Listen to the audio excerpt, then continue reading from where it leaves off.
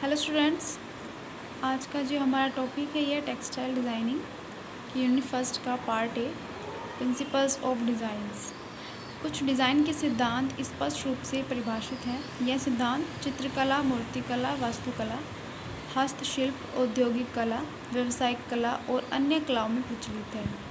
यह इस बात से निर्धारित करने में सहायक होते हैं कि क्यों एक वस्तु कलात्मक रूप से उत्तम या खराब है। यानी जो ये प्रिंसिपल्स यानी जो सिद्धांत हैं, अगर किसी कला को बनाते समय अगर ये प्रिंसिपल्स ध्यान में रखे जाते हैं तो वो कला एक अच्छी मानी जाती है, या उसमें सारी बातें सही होती हैं। अगर इन प्रिंसिपल्स का यूज़ नहीं किया जाता तो कहीं ना कहीं उस कला में कुछ ना कुछ कमी रह जाती है। कला के तत्वों को व्यवस्थित करने हेतु बल, संतुलन, अनुपात और लय के सिद्धांतों का उपयोग इस प्रकार करने की आवश्यकता होती है ताकि पूरी डिज़ाइन में विभिन्नता या रुचि के साथ एक रूपता आ सके। डिज़ाइन के लिए 5 अधिक स्पष्ट एवं अधिक महत्वपूर्ण सिद्धांत इस प्रकार है। पहला है अनुपात यानी प्रोपोर्शन, सेकंड है संतुलन यानी बैलेंस, थर्ड है बल यानी एम्फेसिस, फोर्थ लय यानी रिदम और फिफ्थ है एक रूपता यानी हार्मनी। अनुपात यानी प्रोपोर्शन। अनुपात के सिद्धांत को संबंधों का सिद्धांत यानी संबंधों का नियम भी कहा जाता है। कला के सिद्धांतों में सबसे महत्वपूर्ण सिद्धांत अनुपात होता है। प्रकृति की प्रत्येक वस्तु जैसे पहाड़, नदी, पेड़ पौधे आदि सब समानुपात के कारण ही सुंदर और आकर्षक दिखाई देते हैं। यदि इन प्राकृतिक दृश्यों व आकृतियों को अधिक बड़ा या लंबा बना दिया जाए तो वह सही अनुपात में नहीं लगता। वस्त्र में सुंदरता व आकर्षण जब दिखता है जब उसका रंग, आकार, बनावट व डिज़ाइन सही अनुपात में हो। फॉर एग्ज़ाम्पल, किसी परिधान में बटन अधिक संख्या में हो या फिर बड़े लगा दिए जाएं तो वह सही अनुपात में नहीं होते। या जैसे कि बच्चों के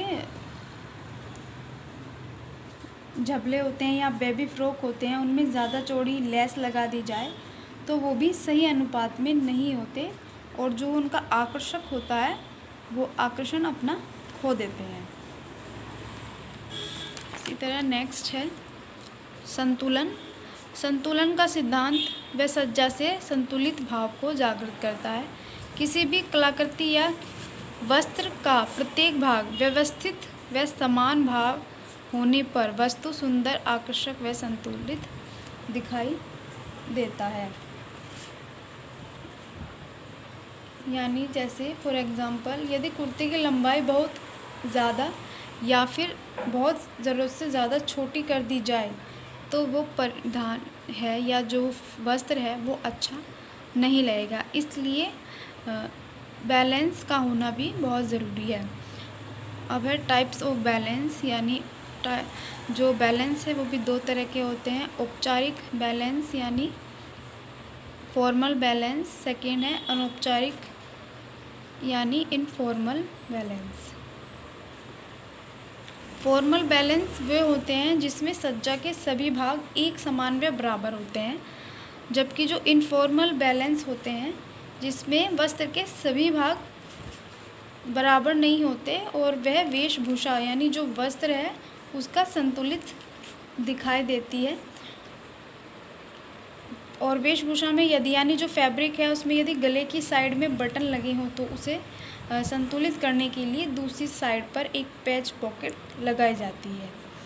संतुलित जो बैलेंस है वो किसी भी वस्त्र में बना लेना सरल होता है, और अगर यदि असंतुलन हो तो जो फैब्रिक है उसका जो आकर्षण है वो खो देता है।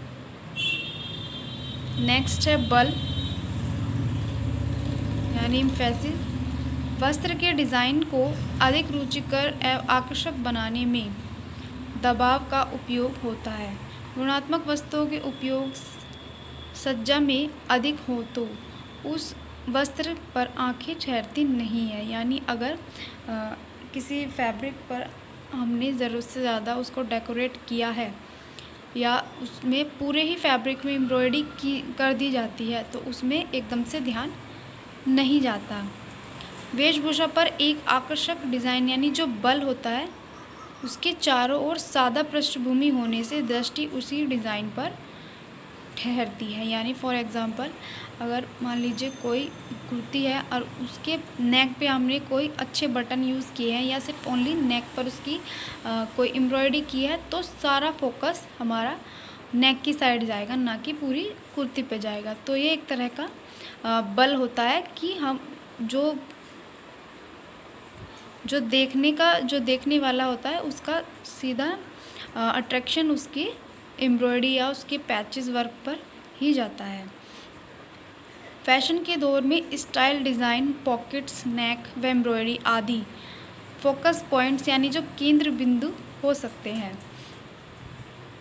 नेक्स्ट है लय यानी रिदम। जिस प्रकार से प्रकृति में उत्पन्न होने वाली गति जैसे पक्षियों का चहकना या नदी का बहना, वायु का चलना आदि से गति उत्पन्न होती है, जिस प्रकार हमारी आँखें घूमती है तथा लय उत्पन्न होती है, वस्त्र सज्जा में भी लय उत्पन्न करके ही सुंदरता व आकर्षकता लाई जाती है। कला में लय का अर्थ होता है रेखा, स्वरूप या रंग द्वारा निर्मित ऐसी व्यवस्था जिस पर आँखें यात्रा करती हैं। यानी जो लय है वो गति से संबंधित होता है। नेक्स्ट है एक रूपता यानी हार्मनी। एक रूपता लाने के लिए परिधान के सभी आयाम एक समान रखे जाते हैं। सरल रूप में रेखाएं, आकार, रंग और बनावट के उपयोग से परिधानों में एक रूपता लाई जाती है। एक रूपता लाने के लिए रेखाओं और आकारों की सहायता लेनी होती है। वस्त्र सज्जा के सभी भागों की शैली, आकार, रंग, बनावट आदि एक दूसरे से संबंधित होनी चाहिए। तो ये आपके प्रिंसिपल्स ऑफ डिज़ाइन है।